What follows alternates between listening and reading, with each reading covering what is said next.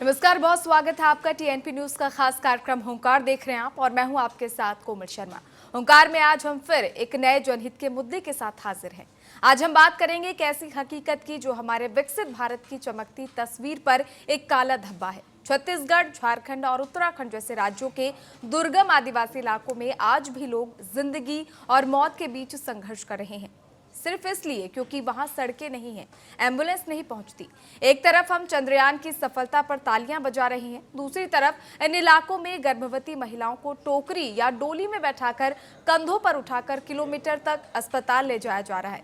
इसके अलावा अगर यहाँ किसी की मौत हो जाए तो उसके बाद शव को घाट पर लादकर अंतिम संस्कार के लिए ले जाना पड़ता है। झारखंड के सिमडेगा, गुमला से लेकर छत्तीसगढ़ के सरगुजा और उत्तराखंड के पहाड़ी गांव तक ये तस्वीरें आए दिन वायरल होती है, लेकिन सवाल अभी बरकरार है कि बदलाव कब होगा। सरकारें दावे करती है, पीएम जनमन योजना, आदिवासी कल्याण के बजट, तमाम तरह की स्कीम्स चलाई जाती है, लेकिन जमीनी हकीकत क्यों नहीं बदल रही। स्वास्थ्य सेवाएं, सड़कें, एम्बुलेंस, ये बुनियादी सुविधाएं हैं, मूलभूत सुविधाएं हैं, क्यों इन इलाकों से कोसों दूर है। छत्तीसगढ़ के स्वास्थ्य मंत्री श्याम बिहारी जायसवाल ने खुद स्वीकार किया है कि सरगुजा और बस्तर जैसे कुछ दुर्गम इलाकों में एम्बुलेंस की पहुंच अब भी एक बड़ी चुनौती बनी हुई है और आज हुंकार में इसी पर विस्तार से चर्चा करेंगे। लेकिन उससे पहले सुनिए श्याम बिहारी जायसवाल ने और क्या कुछ कहा है।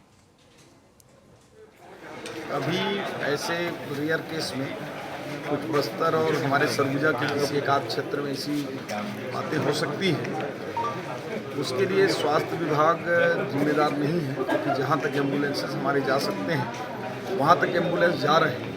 लेकिन आपको मैं बताऊं, ये उन क्षेत्रों में है जहाँ विशेष पिछड़ी जनजाति, हमारे जनजाति समाज के लोग रहते हैं और कांग्रेस के 60 साल 70 साल सरकार होने के बाद छत्तीसगढ़ में उन स्थानों तक सड़क नहीं पहुंच पाया। अभी माननीय प्रधानमंत्री जी ने इन्हीं सब समस्याओं को दूर करने के लिए जन मन योजना के तहत पूरे देश का जो इस योजना का 50% राशि सिर्फ छत्तीसगढ़ को दिया है और उस राशि में हमारे सरगुजा संभाग सबसे अव्वल स्थान में है।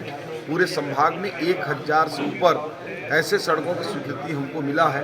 वो सड़कें बन रही हैं या बनने वाली हैं या टेंडर प्रक्रिया में हैं और सारे सड़क 1 से 1.5 साल के अंदर बन जाएंगे। और चलिए हुंकार में आज इसी अहम मुद्दे पर विस्तार से चर्चा होगी, लेकिन शुरुआत करेंगे बड़े सवालों के साथ। सबसे पहला सवाल, दुर्गम इलाकों में सरकार का तुरंत मदद का दावा क्या केवल झूठा भरोसा बन चुका है? ये सबसे बड़ा सवाल है।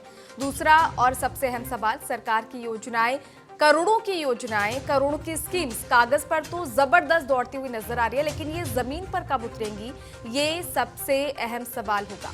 आखिर कब तक देश में स्वास्थ्य सिस्टम टोकरी और खाट पर लेटा रहेगा, खाट के सहारे चलेगा? इन्हीं सवालों के साथ चर्चा की शुरुआत करेंगे और मेहमानों को रुख करेंगे जो इस वक्त हमारे साथ इस चर्चा में जुड़ चुके हैं। हमारे साथ शान खान जी जुड़ चुके हैं, कांग्रेस के प्रवक्ता हैं। शान जी, बहुत स्वागत है आपका टीएनपी न्यूज पर।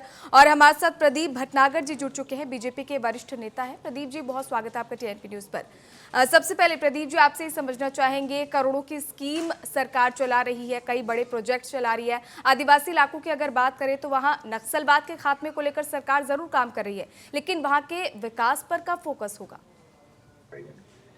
बिल्कुल, आपने बिल्कुल सही आपने सवाल पूछा है और देश को इस सवाल और मीडिया के माध्यम से पूछना भी चाहिए।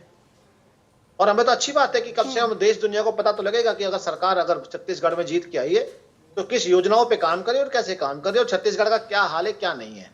बिल्कुल, ये वही छत्तीसगढ़ है जब मंत्रियों की यहाँ हत्या हो जाती है और अंदरूनी बम ब्लास्ट का करके कितने बार फौजी और बेशुमार हमारे जो जवान शहीद हुए हैं, जिन्होंने अपनी शहादत दी है, उनको भी देखा हमने। ये वही छत्तीसगढ़ है जहां आज नक्सलवाद का खत्म के बिल्कुल चरम सीमा पे है और खत्म हो भी जाएगा। ये तो भूपेश सरकार को ही पता है कि जब मंत्रीगण की जब हत्या हुई, जब नक्सलियों ने करी, वो भी देखा है। आज जो है, आज छत्तीसगढ़, आज झारखंड, छत्तीसगढ़ के अंदर आज विकास योजनाओं को लेके अगर छत्तीसगढ़ वासियों ने अगर भारतीय जनता पार्टी की सरकार को बनाया है तो हमारे भी दृढ़ संकल्प के साथ हमने भी सरकार में काम करने का अभियान जो छेड़ा है उसमें चल भी रहा है। समय जरूर लगेगा, ये नहीं है कि बिल्कुल हमने बहुत सारी योजनाएं जो चला रखी है, जो वहां पे योजना जहां तक पहुंचना ही संभव नहीं था, आज कम से कम वहां रोड बनना शुरू तो हो गई है। जहां पहुंचना संभव है ही नहीं, वहां कम से कम मेडिकल के डॉक्टर पहुंचते तो हैं।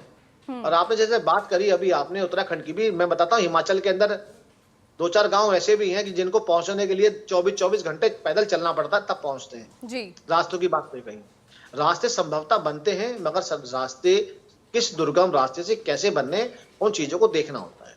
चलिए बाकी ठीक है। मैं टीएनपी न्यूज पे मैं बिल्कुल देश को भी आश्वस्त करूंगा कि बहुत जल्दी एक छत्तीसगढ़, एक प्रदेश जो होगा देखने लायक होगा, जो हमारे और उत्तर प्रदेश की तरह चमकेगा। और इस संकल्प के साथ हम लोग काम करना शुरू कर रखा है। चलिए ठीक है। शान जी, छत्तीसगढ़ के स्वास्थ्य मंत्री कहते हैं कि आप लोगों की सरकार के कारण छत्तीसगढ़ में विकास नहीं हो पाया, कांग्रेस ने अपने वक्त में ध्यान नहीं दिया, और अब आप लोग ही आरोप लगा रहे हैं। देखिए कोमल जी, भाजपा जो पार्टी है वो सदैव ही झूठ का सहारा लेकर लोगों को भ्रमित करने का काम करती है, और इनके यहाँ जो भी योजनाएं होती है ना, उसमें केवल और केवल भ्रष्टाचार होता है और खोखला भाषण होता है। पिछले 11 वर्षों से केंद्र में भाजपा की सरकार है। मोदी जी आए दिन विकास की झूठी बातें करते रहते हैं। यदि आप चिकित्सा सुविधा और सड़क सुविधा की बात करें तो आज भी जो हमारे सामने वीडियो या फोटो आते हैं कि खाट पर मरीज को ले जाना पड़ रहा है, वहां पर एम्बुलेंस नहीं पहुंच रही है, तो वो अधिकतर जो तस्वीरें होती हैं वो भाजपा शासित प्रदेशों की होती हैं, चाहे वो मध्य प्रदेश हो, चाहे वो छत्तीसगढ़ हो और झारखंड हो। झारखंड में भी पिछले 2.5 दशक में अधिकतर भाजपा और एनडीए ने शासन किया है। यदि हम स्वास्थ्य सुविधा के मामले में सबसे फिसड्डी राज्यों की बात करेंगे तो उत्तर प्रदेश, बिहार और मध्य प्रदेश का नाम आता है, जहां पर भाजपा की सरकार अधिकतर समय से है या रही है या वर्तमान समय में है। यदि हम सड़क के मामले में फिसड्डी राज्यों की बात करेंगे तो उसमें महाराष्ट्र का नाम आता है, जहां भाजपा की सरकार पिछले 10 वर्षों से चल रही है। उसमें छत्तीसगढ़ का नाम आता है, जहां पर अधिकतर समय पिछले 2.5 दशक में भाजपा ने शासन किया है। उसमें झारखंड का नाम आता है। तो कहीं ना कहीं भाजपा केवल खोखले भाषण देती है। मैं छत्तीसगढ़ के फोटो दिखा सकता हूं आपको। इनकी सरकार में सड़कें कैसी बनती हैं, जैसे ग्रामीण क्षेत्रों में महिलाएं अपने घर में मिट्टी या गोबर पाती है, वैसे ये लोग सड़कें बनाते हैं। तो ये खोखली बात है इनकी। इसके अलावा अभी आईटीआई में खुलासा हुआ कि इनकी जो छत्तीसगढ़ की सरकार है वो 1 वर्ष में 1 किलोमीटर भी सड़क नहीं बना पाई। आईटीआई में इसका खुलासा हुआ।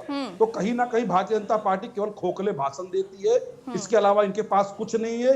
ये देश का विकास नहीं बल्कि ये विनाश कर रहे हैं, और ये सारा पैसा, सारा माल ठेकेदारों से मिलकर डका रहे हैं। चलिए ठीक है। आपका भी कहना है कि विकास जो है राज्य में वो भ्रष्टाचार की भेंट है, वो जो चढ़ चुका है।